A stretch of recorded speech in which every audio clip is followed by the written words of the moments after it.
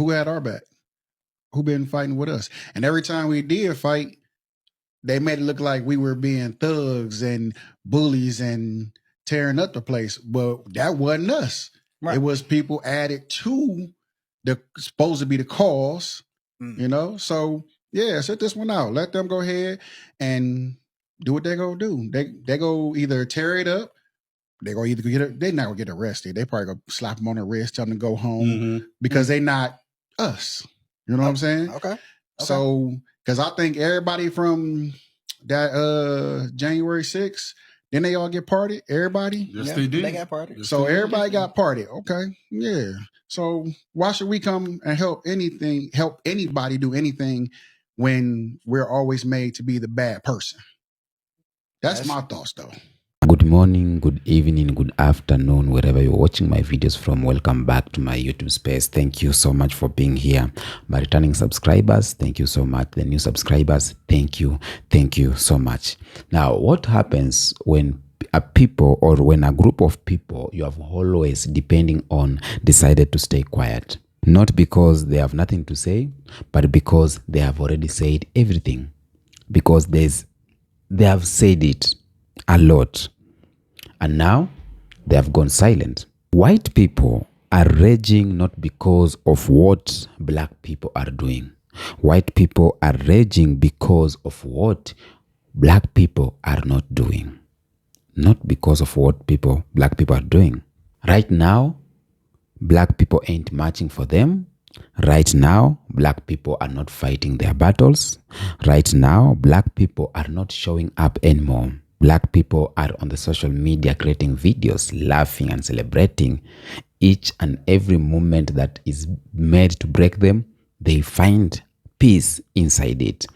Each and every moment that is being created to make them cry, they find laughter inside it. And that silence, it's louder than any protest. That's for sure. In today's video, I'm going to talk about the shift from protest to going total silence. Why black people are stepping back is shaking the room. That's what I'm going to talk. Why the silence is power and why some folks can't handle it. But before we go down with that video, let's watch these clips and then come back here with the more commentaries. Where are you guys? Why are we alone? We support everything when it comes to you guys. We are always there for you. And this is why we Latinos are just different. Very different, because 60% of black folks will never vote against their own community. And don't you see how one moment had you sitting here rubbing your hair talking about something, we so different? No, you're not. And now you're just realizing you're not different. You're a with a silk press. What's happening with Latinos is horrible, but there are a few things that we need to point out. First, black people stood 10 toes down for you. We put our hand out for you. And more than half of your community said nope and closed the door on their own people because they thought they had safe citizenship in this country. Porque este malditos es unos lambonos para este país. And they did not care what happened to the rest of their community. And for two, the same people that voted against you are now quiet, standing next to you marching, talking about we're family. Black people know a scam when we see it. And we know the same people that voted against you, they're still in that crowd. And Latinos are finding time to make videos saying, black people, what's going on? Other people, what's going on? And they're not addressing that more than 60% of their community voted against them and closed the door on their own people. And now that white folks turned on them, they're acting like they had no clue. That is terrifying to have in your community. Before you enlist any help, one thing. Primero, busca los lambones en su comunidad. You need to look for the lambonos in your community first. Because I don't know who they are, but you got a bunch of traitors marching next to you. So you need to start to question people. Because as vocal as they were on turning on everybody else, they need to be vocal right now. With everything going on right now, especially in America, there's a lot of civil unrest. It's almost to the point where it's like a boiling point, where it's about to pop, where it's about to burst. Everyone is having civil unrest. It's like it's teetering onto something, but we don't know what it is yet, right? Everybody keeps saying, how could they do this? Why isn't anybody stopping anything? Like, what's going on? There was a black woman that said, and I quote, the reason why nobody is throwing the first stone is because they're waiting for black people to throw it first. Back in 2013, I was helping this young lady with her master's level course. I forgot exactly what she was going for, but I was helping her with criminology. She was paying me to do her paper. She got no less than B's, and professors are smart. They can tell if you write them. I had to throw some mistakes in there. Anyway, I ran across literature and some studies that pretty much recognized, if I could just put it in a nice little nutshell, that the black man is the original archetype for what the criminal is in the United States. Think about how the black male body has been thrown around the criminal justice system for so long. And obviously, as we know, that is also followed up by the black woman. The aggressive black man is followed by the hostile or angry black woman. And historically, we have been the scapegoat for all things coming down to punitive actions. Glaring example that I know everybody can relate to, the war on drugs. So how does this relate to what we're talking about right now? Well, a couple of ways. Number one, it gives the existing government a clear conscience about enacting martial law. It's par for the course to enact with force and aggression and violence when black people do something that's out of pocket.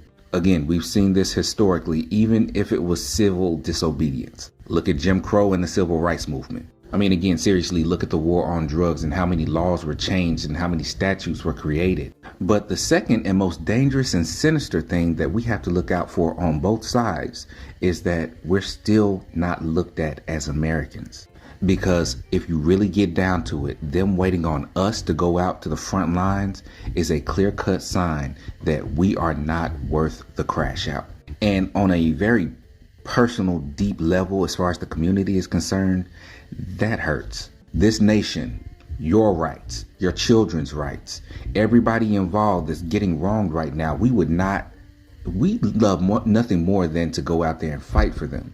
But knowing that y'all don't fight for our children, our women, our men, our institutions, our culture, knowing that you don't fight like we fight for you, absolutely not. That's why this time around, it has to be white people that push the button. All right? You're going to have to fight for Americans, and Americans includes black people, Hispanic people, Asian and Pacific Islander. White people are going to have to be the ones that free themselves from whiteness. And that's just the end of the story. So now you want black people's help. So now you think that black folks should stop what they're doing, i.e. protecting themselves, knowing that this president was going to do the things he did. Imagine that. Imagine being anti-black for months and now acting as if black people owe you to do a single thing you asked them for. Solidarity is not born of emotional extortion. It is born of individuals recognizing nuance and working together collectively, not being forced into a position, not being demanded to use their voice and body for your cause. So now that you, and I'm talking about accelerationist, yes, you cause colonizer, now that you have gotten what you wanted, what do you want from us? What thing is it that you think you can ask us for after your despicable display of anti-blackness? What do you want? Kamala Harris didn't win. Stop talking about her. Doesn't matter. You got what you asked for. There is no solidarity to be had with a person that would rather destroy civil rights legislation fought for in this country through blood, sweat, tears, and lives by black people and allies. Like literally, you all have lost the plot. So one of my coworkers asked me, Asia, are you gonna be out there tomorrow? Talking about for the protest. I said, no ma'am, I won't. I won't, but I support her, I love. And she was like, why not? And I was like, see, here's the thing. My protest has to look different because once black people show up to a protest, it becomes a riot. And it was like watching her do American math in real time. Cause she was like, well, it's not gonna be a riot. But I said, when black people are involved, it goes from a simple protest to a riot that must be stopped. She was, I could see the wheels turning and she was like, oh my God, you're right. Somebody's gotta say something. I said, yeah. We have tried. The somebody has to be someone else. And in my head, I was like, yeah, I know. So I won't be there. But I'm totally for you. Enjoy. I made a video talking about the problems with Gen Z not being involved in the protests that happened. And in addition to that, it's especially worrying because of this trend of Gen Z being more conservative than millennials. And in response to that, I got a couple of comments along these lines referring to the fact that Black women mostly didn't show up to the protests, but they did so mostly for their own safety. And the thing that I have to say about that is, first of all, I completely understand why they didn't physically show up to the protests. No, they shouldn't have to. But I want to be so absolutely clear with everyone that just because Black women were not at the protests does not mean that they weren't involved. Because my friend and I are both comment on political topics like this, and we live streamed the entire protests. And I don't think that it's a coincidence that the majority of people watching and commenting on those protest videos were Black women. Black women that didn't go to the protests for, mind you, safety reasons, because police tend to treat people who are protesting while you're being a person of color much differently. Black women still stayed informed, stayed engaged, and showed support and solidarity with the people who were out there protesting. So I hope that clears some things up. The issue on Gen Z not being as progressive as millennials and not showing up, I kind of view that as a separate issue. And if you are a Black woman, yeah, that doesn't apply to you for not showing up. But I do think that it's still something that we should all be more aware of, that Gen Z is more conservative than millennials. So yesterday, Bernie Sanders held a rally, a May Day rally in Philadelphia. It was a rally for workers, migrant workers, for immigrants, basically anybody who was against the administration and Trump, right? Amongst the thousands of people that were there in protest, thousands of white people, by the way. Thousands of white people, by the way, right? There were about 70 people arrested. Guess what? Majority of those people that were arrested were the few Black people who were out there. Although I have personally stressed time and time again, please do not go out into the roads, don't go in the streets, do not protest, because I have a feeling you will be sought after. Although I have preached this multiple times on my platform, there's still some of us who feel passionately enough and want to go out there. And so they did. And because of that, they were arrested. And a lot going on behind you. Yeah, a lot going on, Fred, right now. Do you think that things kind of took a little bit of a turn. This was a coincidence? Some of the protesters got a warning twice Who to you see vacate so they can is open being up walked Broad through and Vine. And you in can see zip some are now ties. being put in zip ties and being led away over to a bus that's over there. There's another arrest. What's going on right now? That's not the same lady. Do you have anything to say? No? Solidarity. Is it worth it to make a stand like this? Solidarity forever.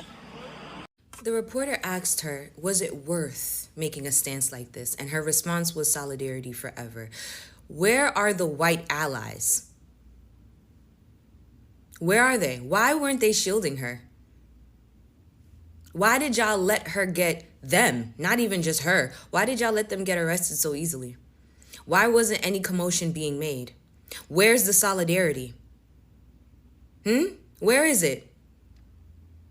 And this is why I don't want any of my people, I don't want anybody who is of color going out there. I don't want you out there. I don't want you out there because we will say solidarity. We will ask for peace. We will ask for union. But then when we expect for it to be returned, crickets. Fucking crickets. And don't tell me, oh, why you gotta make everything about race. That crowd was filled with thousands of white people. Thousands of white people. Yet they managed to find 2 Black women to put in zip ties and to parade in front of the reporters and the cameras. Stop playing in my face. Now, let's be honest here. Black people have always been so vocal in the room. Black people have always been at the front of every fight, fighting for everyone, being Latino, white people, Asian people. Black people have been there. Abolition, that was us. Civil rights was Black people. Feminism, labor rights, anti-war movements, immigration justice, that was black people. You could find black folks marching, screaming, organizing, bleeding, even when the fight wasn't about them. You could find black people on the street, even if it is not for them. America expects black people to be its soul, its conscience, its moral compass. Black people have carried the burden, not just for themselves or for ourselves, but for everyone. Even when we are being lynched, even when we are being denied housing, even when we are being denied quality health, even when we are being denied quality education, even when black kids were thrown in underfunded schools, black people still showed up. That's the reality. Did show up for everyone. Did showed up in every fight. But those days, I think they are fading away, because lately I've been seeing black people staying silent for everything that's going on. Even on this immigration policy, black people are staying silent. Now, when I go back to the George Floyd protest, black people showed up. The whole world saw it. They were there kneeling down. But since then, I think something changed. People started to notice something. When Palestine needed the voices, black people were quiet. When Ukraine needed outrage, black people were quiet. They didn't jump on it. That's what I've noticed. I don't know if you have noticed that. And when other groups have been crying out lately for justice, they were looking for black people. And even they have been asking questions. Where are black people? There's videos of Latinos asking, where are black people? But black people were not there. They were silent, going shopping, into grocery stores, going to test new fashions, you name it. And these groups that they were looking for black people, they got mad. Why? Because they asked, where are the black people? But the black people were not there. The black people were creating videos on social media saying how they are happy and etc., etc. It creates an outrage. But why are they getting mad? Why? Tell me in the comment section. What do you think? It's making them mad to see black people staying quiet. Now, we are right here as black people. We haven't gone anywhere. We are just not fighting the war anymore. We are not fighting your wars anymore. Because for too long, you have been expecting black people to be in the front line in every moment. You all have been expecting us to be in the front line and then vanish when it is time for consequences. That's reality. In each and every protest, there are those people who are in the front line. But again, after all has happened, you will see them vanishing. And you all told black people to stop playing victims, to get over slavery, to tone it down. We have heard this message. A lot of people are talking, telling us to stop playing the victim. There's a video I've did even past where some Arab are saying black people to stop playing victim. But suddenly, when there is a need, you want the help of black people. It is 2025 and things have changed. This is not the other generation. People are seeing the need to help. What is the need to help? Because we can't just be helping out and yet when it's our turn, you stay silent. It's rather you stay silent instead of starting calling us names, saying we are playing victims, saying we are so petty and etc., etc. Now, I want to talk about the rage. It's not about confusion. It's not concern. This is rage. And this rage is because when black people go quiet, a lot of white folks start feeling insecure. Do you know that? When black people are silent, a lot of white folks feel insecure. They don't know what to do without black people guidance. It is true. It is true. If you are white watching this video, am I lying? The guidance of black people is what we have been following all the way. They don't know what to do without the words of black people. They don't know what to do without our moral leadership, without our support. I can't say I stood with them if we are not standing for them. They can't handle or they can't hide behind our pain for so long if we are not expressing it. Our silence, it is a mirror and it's showing them exactly who they are and what they are and what they are doing to the society. Our silence is a mirror for even Latinos to see who they are and what they have been doing. Now hear me clearly here. This ain't apathy. This is a strategy. Black folks are not abandoning justice. We are just finally prioritizing ourselves. We are just centralizing ourselves as black people. We are focusing on our families, the unity, our businesses, our peace. For so long, we have been having trauma. Right now, black Americans are focusing on Africa, focusing on our legacy, our history, to make sure it doesn't get erased. That's what we are focusing on. Right now, black folks ain't reacting to anything anymore. Not just everything that comes out, not just everything black people are there. No, we are designed, or we as black people are designing our future. And this is what we call self-love. This is what we call self-protection. And for the first time, I'm so happy that black people are finally loving themselves too, because they have been loving others, forgetting themselves. You help others, forgetting your house needs help too. Black Americans have been fighting battles, forgetting Africa needs that fight too. But right now, we are rewriting this. And we ain't explaining it. I, as Kenyan Beast, because I'm a content creator, I can help explain to you why black people are silent. But the goddamn black Americans ain't going to explain this anymore, because they don't owe anyone their voice. We don't owe anyone our voice. We have paid the price in the wood, blood, trauma, and tears. We have paid that price with blood, trauma, and tears. And now it's time for black people to invest in ourselves.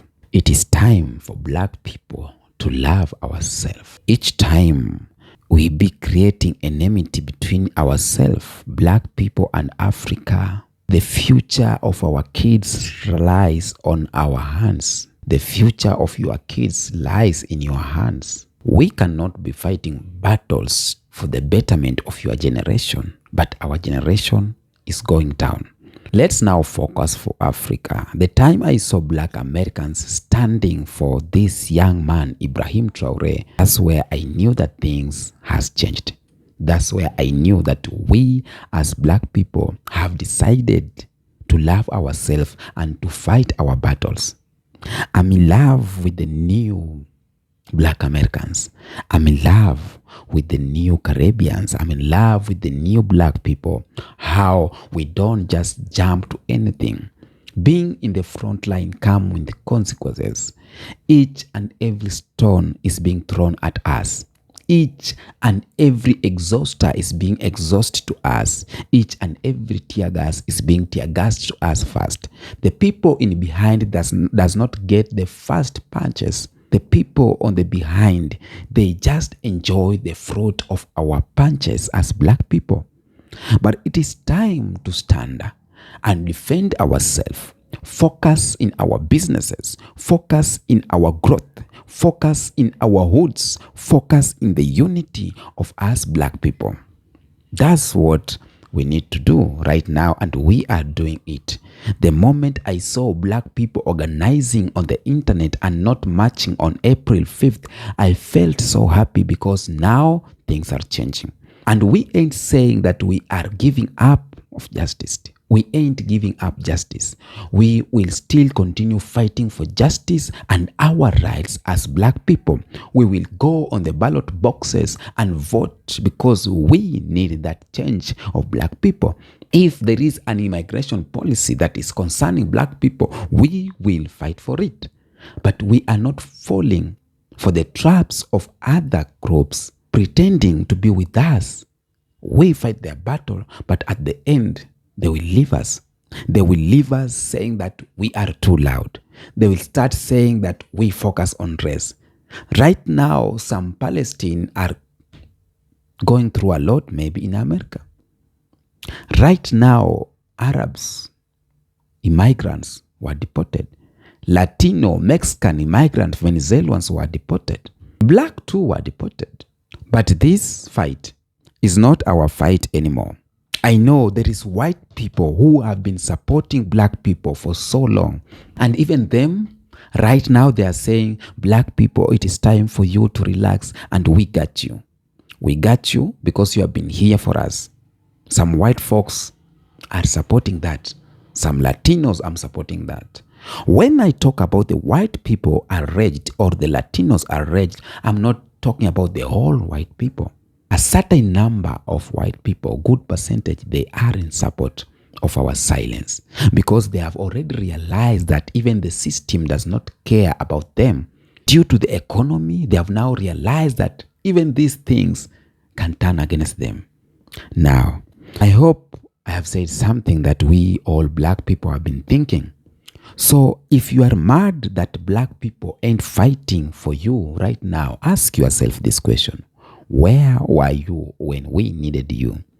When we needed you at the ballot box, where were you? When we needed you to fight police brutality, were you there? When we needed you to help us reduce the wealth gap inequality, were you there? When DEI was removed, did you speak out? When immigration policy did not favor us, did you speak out? Ask yourself those questions. Black silence is not a sign of weakness. It's wisdom, it is protection, it is power. White rage at black silence, it's not about justice, it's about control. Because now that we have pulled our enemy back, now that we are no longer on front lines for anyone else, on cameras for anyone else, they are realizing something. Black people are no longer your warriors. We are no longer your conscience. We are no longer your shield. We are our own revolution. And the silence, that is just us finally hearing ourselves. Tell me what you think on the comment section about this video. Until next episode, peace out.